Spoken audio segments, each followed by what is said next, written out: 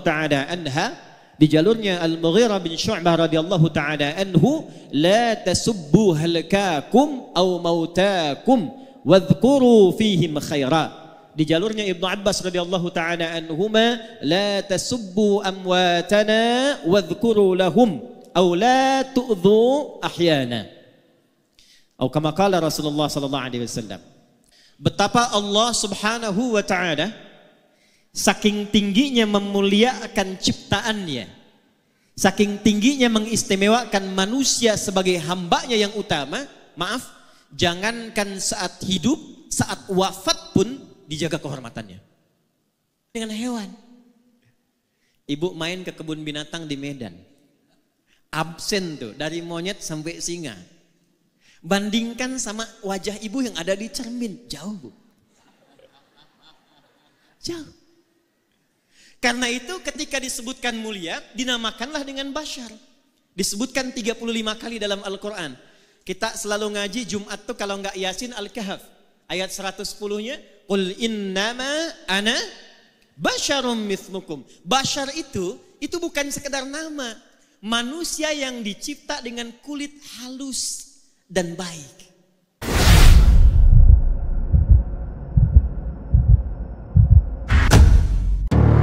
Assalamualaikum warahmatullahi wabarakatuh.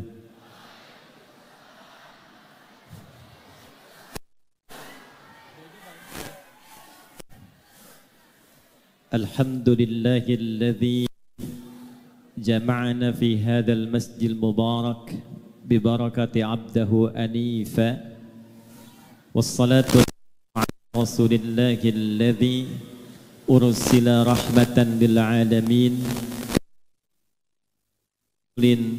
ursila hanifa wa salawatullahi alaihi wa salamuhu tam wa ala alihi wa sahbihi wa dhurriyyatihi wa ummatihi ila yaumil mi'adi wa wafa wa ba'd. Saya biasa kalau di dalam negeri atau di luar negeri, singgah pertama menapak di bumi manapun, itu alhamdulillah yang biasanya kami mohon doa kepada Allah dimudahkan para pemimpin di wilayah itu dan masyarakatnya diberikan keberkahan. Kalau sudah saling mendoakan, diikat dalam kebaikan, nanti Allah bimbing pemimpinnya memiliki kebijakan yang baik, masyarakatnya merespon dengan nilai-nilai kebaikan.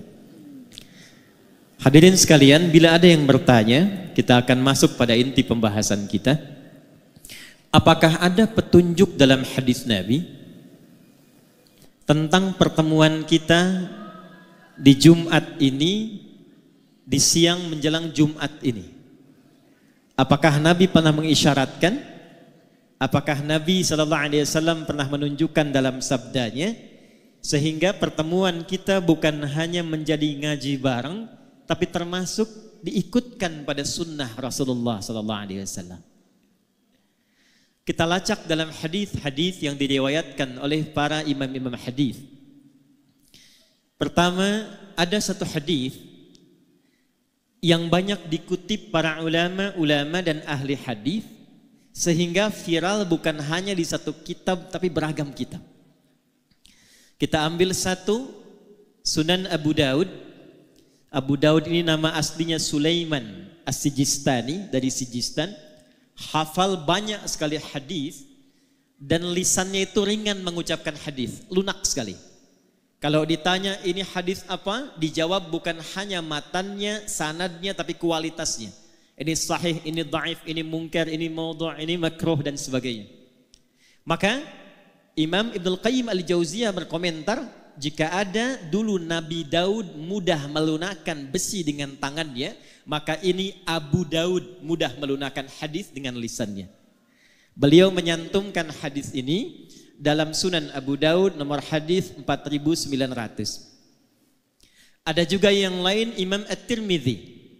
Nama aslinya Muhammad, tumbuh berkembang di Tirmidz, dikenal dengan At-Tirmidzi.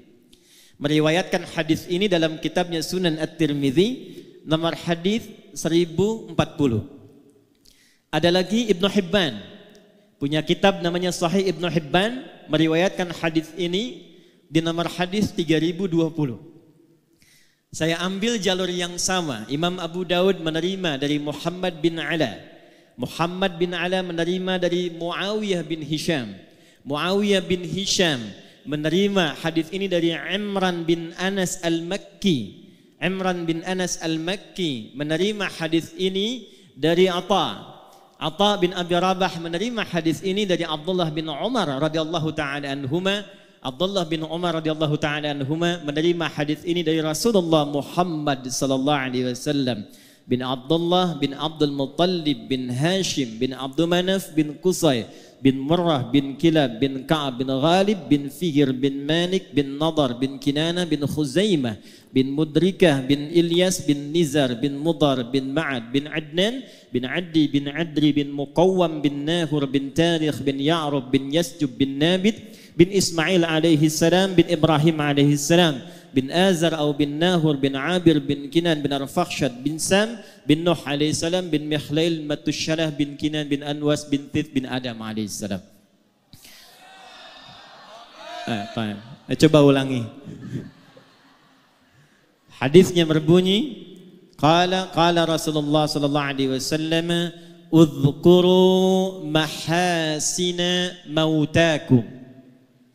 Udhkuru mahasina mautakum wa kuffu an masawihim.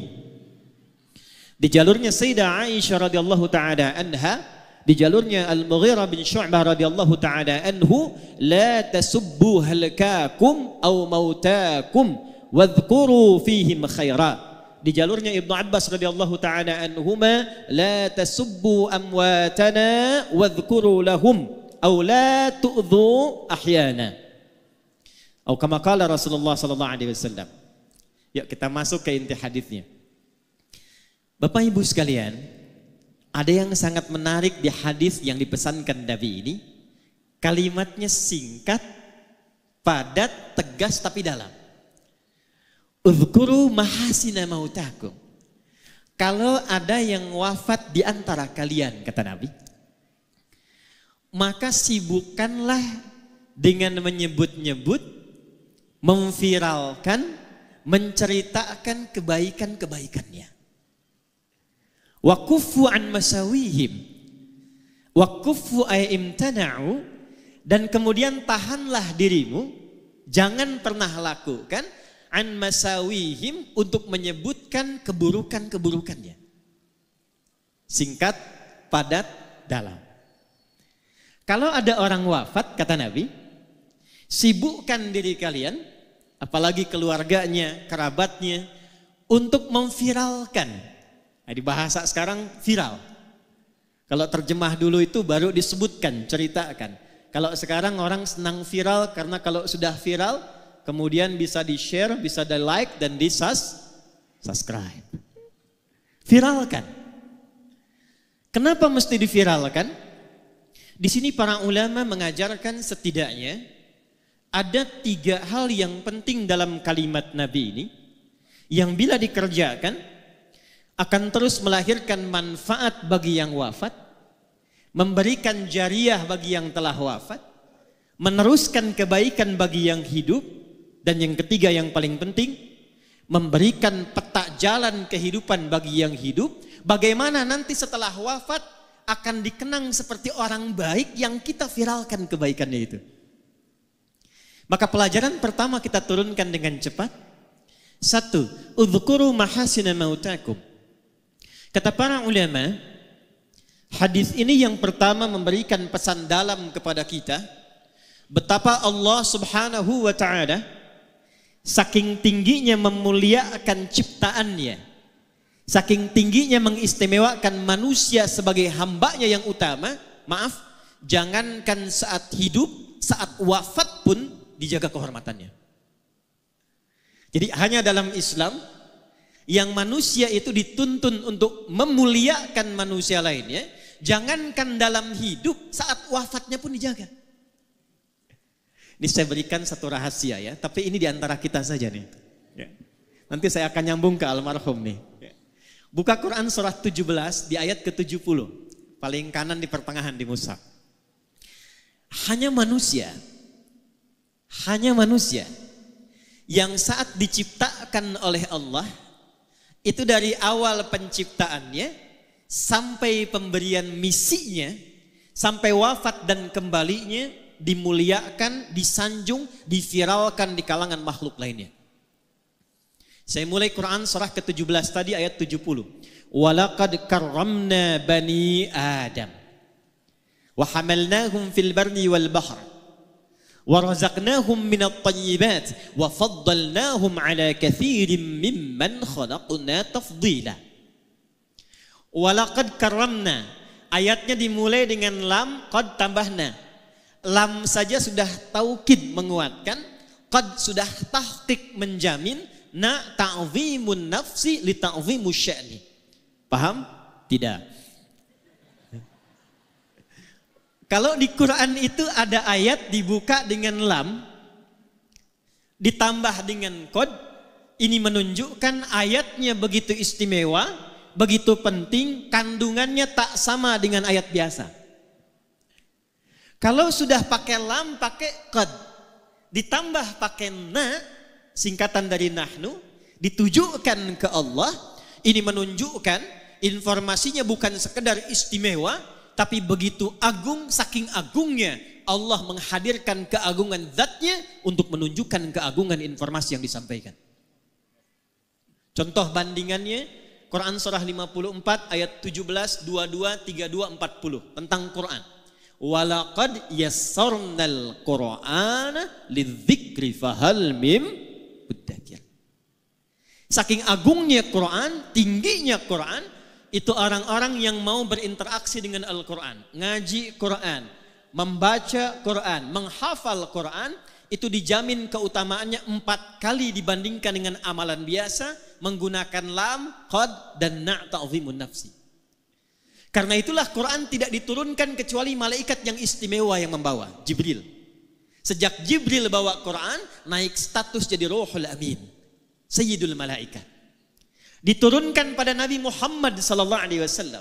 Begitu Nabi Muhammad membawa Al-Quran, naik status beliau menjadi Sayyidul Anbiya wal Mursalin.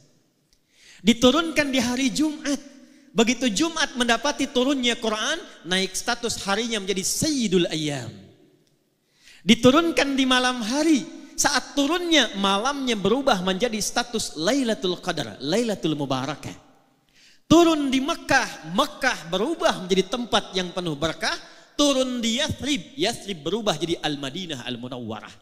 Siapa saja yang bisa dekat dengan Al-Quran, maka mendapatkan keutamaan serupa dan jaminannya keagungan Allah Subhanahu wa ta'ala. Ayat yang serupa nafasnya itu tentang manusia. Jadi bukan hanya Al-Quran. Saat Allah mencipta Adam, lalu diciptakan keturunannya Bani Adam, 7 kali disebutkan dalam Al-Quran, itu dibuka kalimat penciptaan dan penetapannya dengan lam, qad, dan nun. Nah, seperti halnya Allah membuka keagungan Al-Quran. Walaqad karramna Bani Adam. Allah menegaskan, hey, aku tidak menciptakan hambaku manusia ini dengan penciptaan biasa. Bersamaan dengan penciptaannya, aku muliakan, kata Allah, seluruh bagian penciptaannya. Jadi cuma satu makhluk Allah yang dicipta itu semuanya mulia. Baik fisiknya, sampai sifatnya, sampai keadaan dirinya. Contoh Bapak Ibu, ini secara fisik, jin tidak disebutkan, malaikat tidak disebutkan, cuma manusia. Quran surah 95 di ayat yang keempat.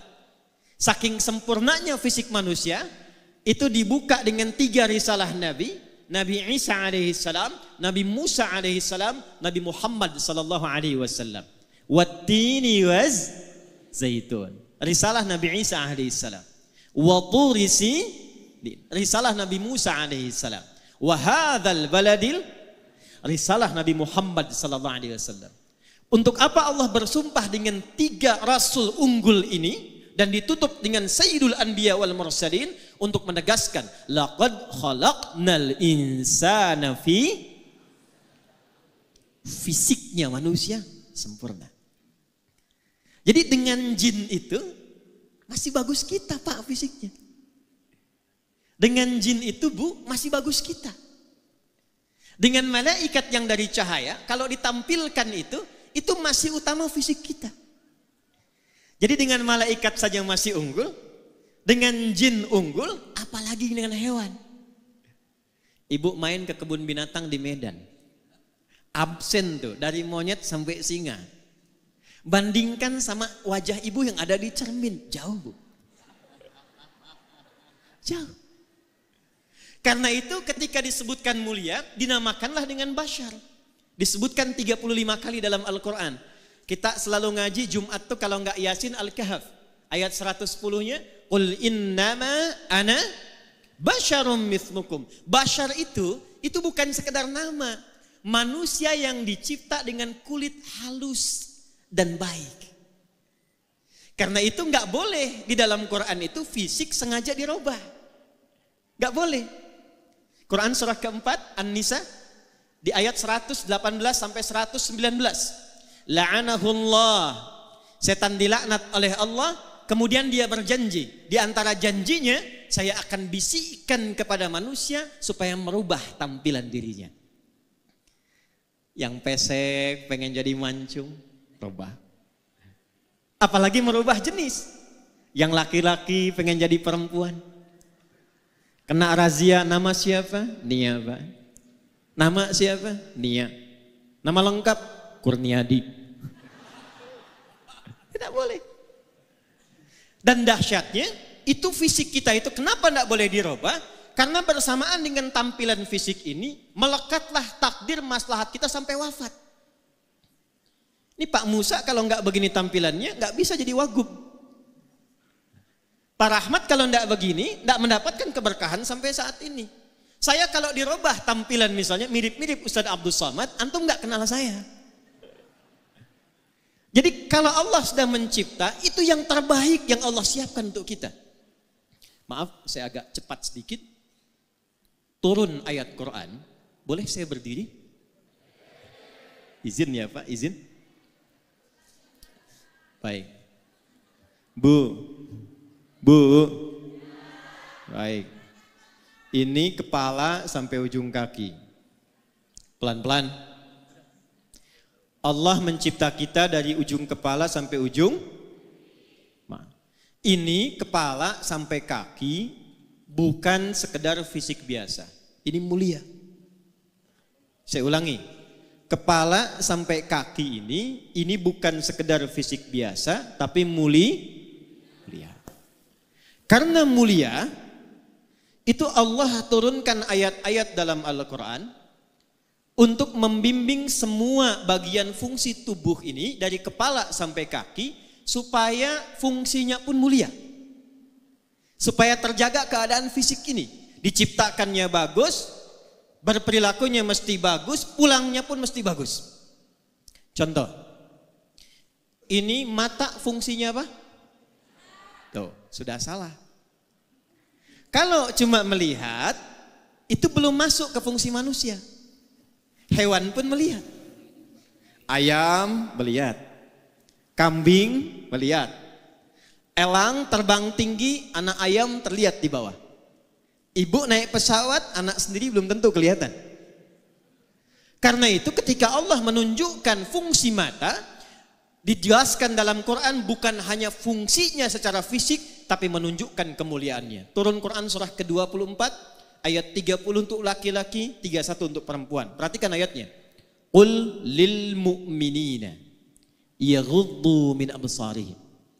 Katakan pada setiap laki-laki yang beriman kepada Allah, yang yakin Allah telah mencipta dirinya, yaghuddu min absarihim. Jaga pandangannya, matanya hanya boleh melihat yang baik-baik saja. Saya ulang, matanya hanya boleh melihat yang baik-baik.